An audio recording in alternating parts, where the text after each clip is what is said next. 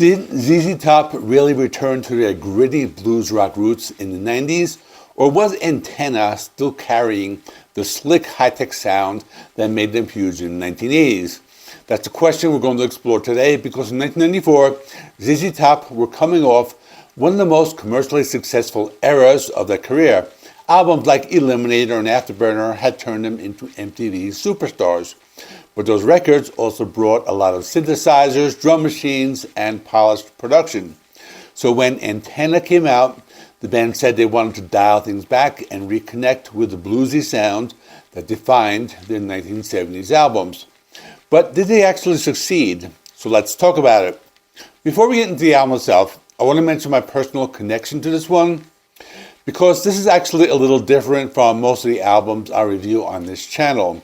If you've been watching my videos for a while, you know that on this particular channel, I usually try to review albums that I actually own on physical media. I like having the CD or vinyl in my collection because it feels more personal and also gives me a chance to revisit albums that I've lived with for years. But today I'm breaking my own rule. The reason is, there were a few people in the comments asking me to review the rest of the ZZ Top catalog, and Antenna is one of those albums that kept coming up. So I decided to make an exception, and here's the funny part. Before preparing for this review, I actually never listened to this album all the way through. I knew about the song Pincushion because it was a minor hit back in the day, but honestly, it wasn't one of those songs that really stuck in my memory. When I first heard it again while preparing for this video, it didn't immediately ring a bell. So in many ways, this review is coming from the perspective of hearing the album for the first time. Antenna was released on January 18th, 1994. It's the 11th studio album by ZZ Top. Marked a pretty major moment in the band's career. It was the first album released under a massive $35 million deal with RCA Records. It was a huge contract at the time. It shows that the industry still believes ZZ Top were a major commercial force. But musically, the band said they wanted to move in a slightly different direction. During the 1980s, ZZ Top had leaned heavily into synthesizers, electronic drums, and highly polished production. That sound worked incredibly well for them commercially, but some fans missed the gritty blues rock that defined their earlier records. So with Antenna, the band made a conscious effort to dial things down.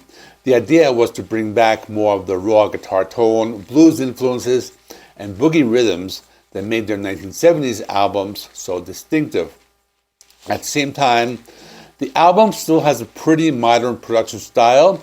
There are still programmed beats, some samples, a little bit of that cyber blues flavor that carried over from the 80s sound. Another interesting detail about the album is the title itself.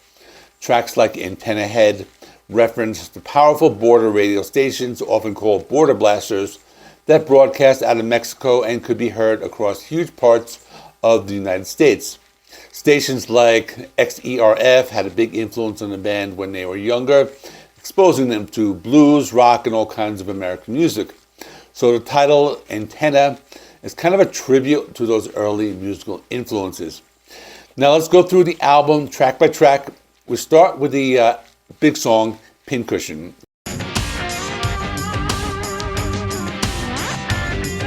And that was the biggest hit from the record. The song actually reached number one on the Billboard mainstream rock chart, so definitely connected with rock radio at the time.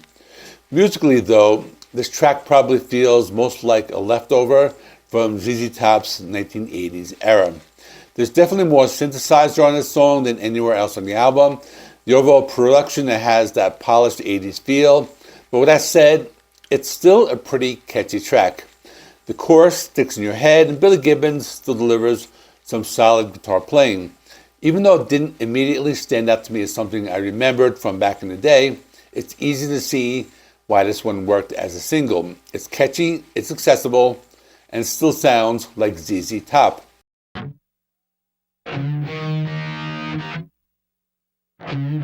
Next up is Breakaway.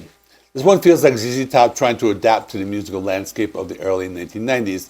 There's a slightly fuzzier guitar sound here, almost hints at the grunge movement that was happening at the time, but the band never fully goes in that direction.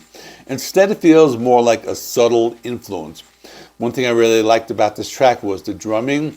It's a slower song, but the drum pattern is surprisingly interesting and gives the track a unique groove. There's also a little bit of synthesizer in the background, but it's much more subtle than on the opening track. Overall, it has a cool vibe. It almost has a slight calypso feel in the rhythm, and it makes it stand out a little from the rest of the album.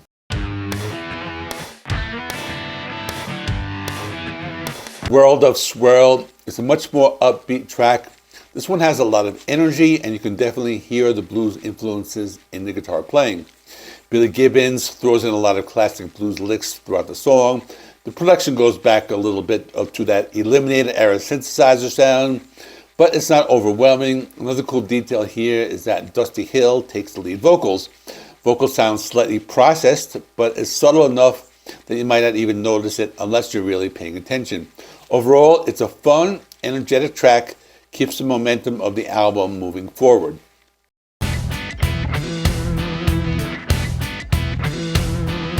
Fuzzbox Voodoo is one of the songs that really stood out to me. It feels a lot closer to the classic ZZ Top sound from the mid-1970s. You can hear that old school boogie rock style coming through with strong groove and a much more raw guitar tone. At the same time, the production is still very much rooted in the 1990s. So it's kind of like a modern version of their older style. I also really like the drum sound on this track. It has a nice punch to it and fits the groove of the song perfectly.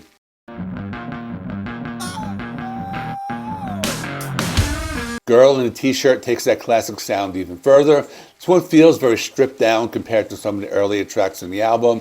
It has a much more organic sound, and there are synthesizers in the mix. They're very subtle. The song has a very classic ZZ Top vibe. It's a kind of blues rock track that could easily fit alongside some of their older material. It may not be the biggest or most flashy track on the album, but it works really well as a solid album cut.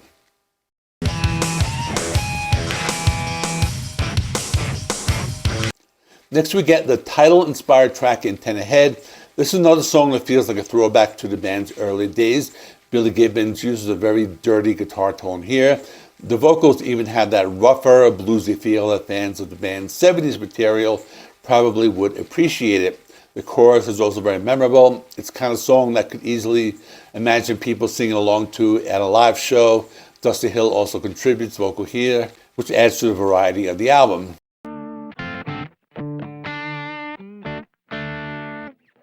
PCH is a cool track on the album. It leans heavily into the blues side of a ZZ Top sound. There's a lot of slide guitar throughout the song. It gives it a very traditional blues feel. And of course, Billy Gibbons delivers another strong guitar solo here. Not the most complicated track on the album, but sometimes simplicity really works well for this style of music.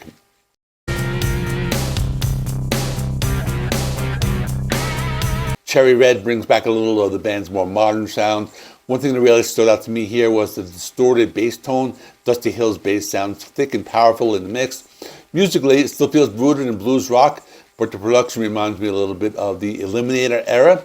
There's a hint of synthesizer in the background, but again, it's subtle enough that it doesn't take over the song.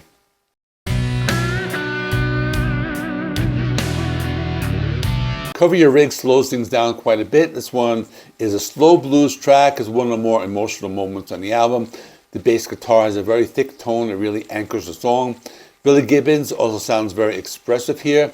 His vocal delivery has a lot of feeling, and his guitar playing is full of bluesy phrasing. If you like ZZ Top when they really lean into the blues influences, this is definitely one of the highlights.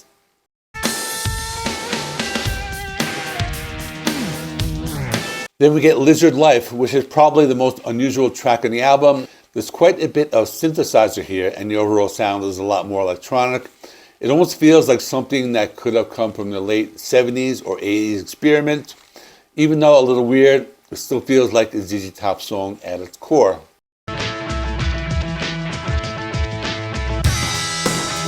The album closes with Deal Going Down. The final track brings some of that 80s style again. The production reminds me a little of the Afterburner era, but still blends in some classic blues rock elements.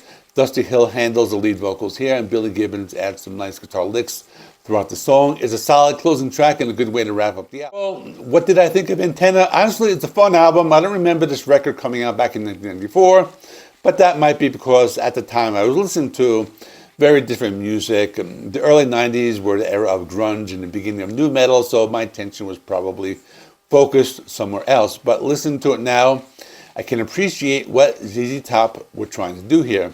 They seem to be finding a balance between their 80s sound and the gritty blues rock that defined their earlier work. And that brings us back to the question from the beginning of the video: did ZZ Top really go back to their roots of the antenna? I say the answer is partially.